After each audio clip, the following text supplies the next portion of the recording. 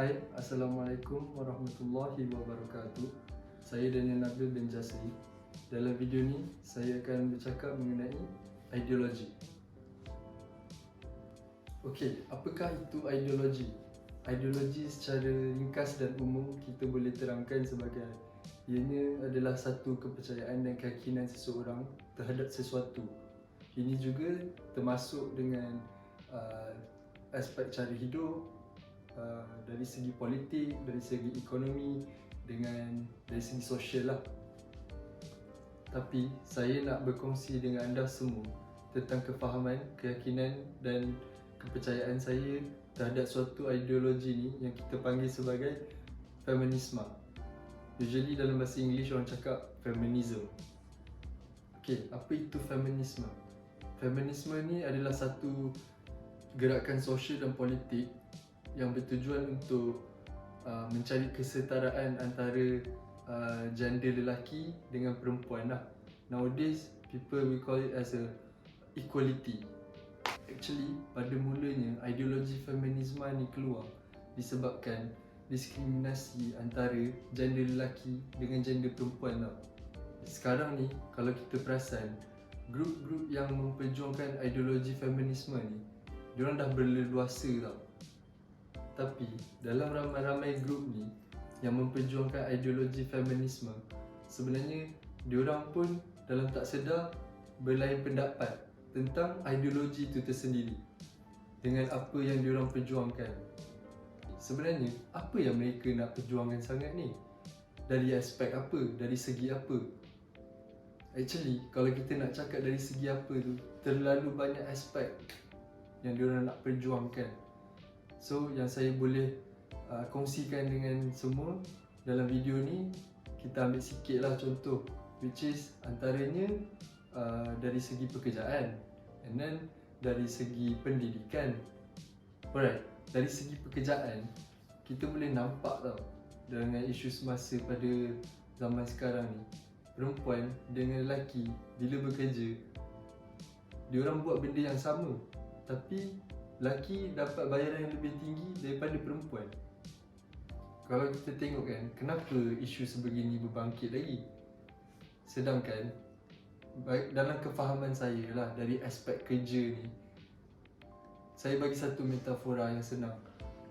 Kita ambil seorang lelaki dan ada seorang perempuan bekerja di ladang apple. Okay? Tuannya bagi tugas yang lelaki kena pergi kutip apple 10 biji. Yang perempuan pun sama, pergi kutip apple 10 biji. Diorang pun melalui proses yang sama. Kena berpanas, kena petik, panjat pokok, petik buah apple tu. Pada akhirnya, diorang akan bawa balik hasil. So, setiap seorang tu akan dapat sebiji. Tapi at the end, dia punya ketua tanah tu bagi upah kepada lelaki katakan 8 biji, tapi kepada gender wanita ni dia bagi 5 biji saja. Okay, sepatutnya mereka berdua dapat upah yang sama lah. Tuan dia sepatutnya bagi upah, hasil upah tu setiap seorang. Mungkin kalau dia nak bagi 8 biji, dua-dua kena dapat 8 biji. Sebab dari aspek kerja ni, saya tak nampak pun apa-apa perbezaan yang lelaki perlu buat kerja nak petik apple tu lagi susah daripada kaum wanita. Sepatutnya kaum wanita akan dapat upah yang lebih banyak lah. Sebab kata pun wanita kan, mesti kudrat lelaki dengan wanita ni secara lumrahnya lelaki memang lebih kuat. Maksudnya kerja petik apple 10 biji tu bagi lelaki terlalu senang, tapi perempuan bagi dia ada extra effort yang dia kena buat.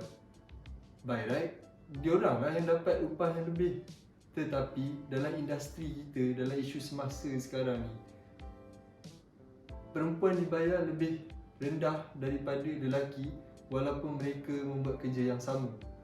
So, bagi saya dari aspek kerjaya, kalau puak-puak feminisme ni nak memperjuangkan equality dekat situ, sangatlah relevan.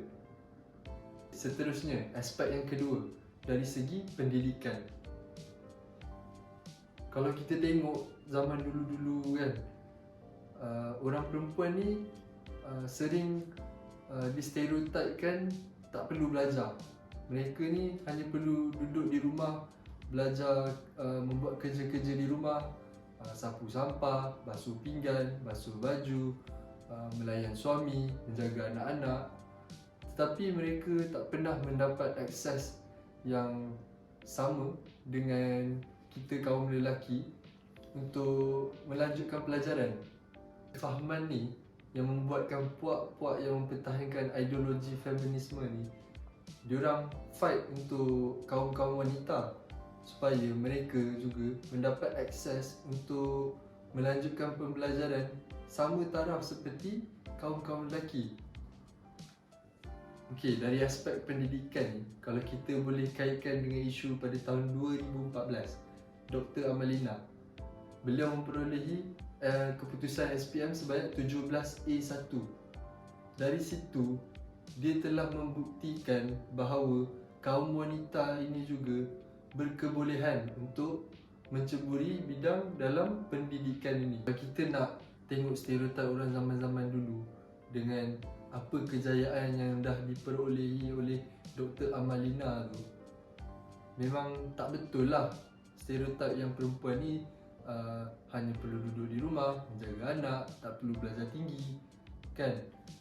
Sebagai contoh, isteri Nabi SAW, Siti Khadijah, yang kita tahu dia adalah seorang usahawan yang sangat berjaya. Sebelum dia berkahwin dengan Nabi SAW pun, dia telah mempunyai satu perniagaan yang sangat berjaya.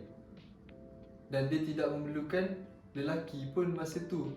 Tetapi dia boleh buat sama macam orang-orang lelaki zaman tu.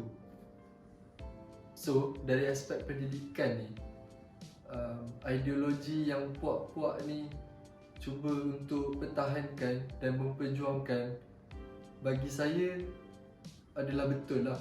Okay? Sebab pendidikan ni seharusnya diberikan akses yang sama rata, baik lelaki ataupun baik perempuan.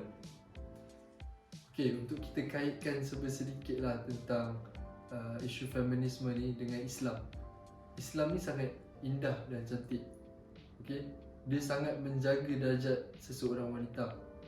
Alright, sebab Allah berfirman, okay, dalam surah An-Nisa, dia berkata yang bermaksud, orang-orang lelaki ada bahagian pusaka dari peninggalan ibu bapa dan kerabat, dan orang-orang perempuan pula ada bahagian pusaka dari peninggalan ibu bapa dan kerabat, sama ada sedikit atau banyak dari harta yang ditinggalkan itu, iaitu bahagian yang telah diwajibkan.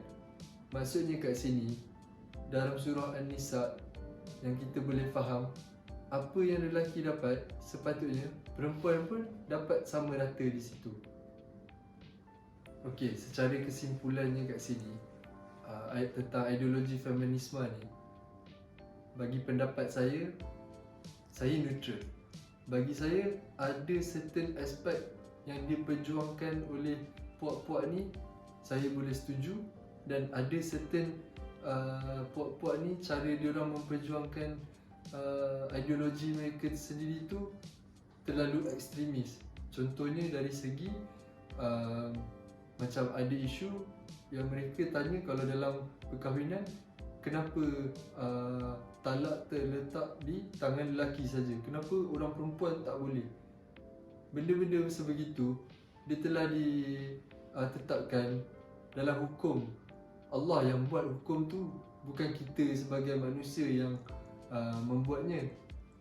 So dekat situ, ideologi ni bagi saya tak boleh pakai. Senang cerita, kita hidup ni bukan nak sangat equality, tapi kita perlukan equity. Okey, sekian saja daripada saya dalam video ni. Terima kasih. Assalamualaikum.